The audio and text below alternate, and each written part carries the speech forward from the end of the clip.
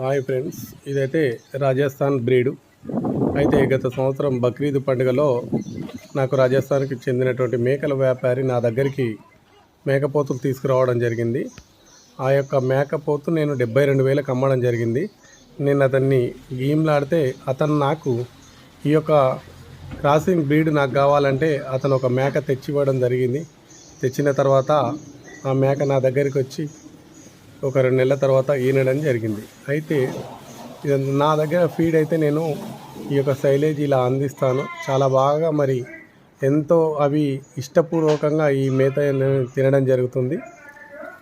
మీరు కూడా ఇంకా ఏమన్నా సజెషన్స్ కావాలంటే కూడా నన్ను అడగవచ్చు.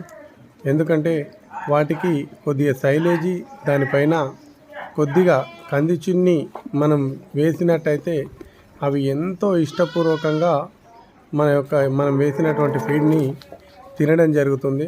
ఎందుకంటే ఎండాకాలంలో ఉదయం నుండి మనకు అవి ఉపాసం ఉంటాయి కొద్దిగా. మరి మధ్యాహ్నం మనం మేతకు తీసుకెళ్ళడం జరుగుతుంది. కానీ ఎండాకాలంలో మేత సరిగా వారికి అందకపోవడం జరుగుతుంది.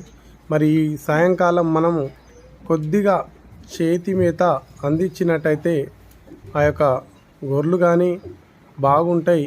మరి వాటి యొక్క పిల్లలకు కూడా పుష్కలంగా పాలు అందేటటువంటి అవకాశం ఉంటుంది.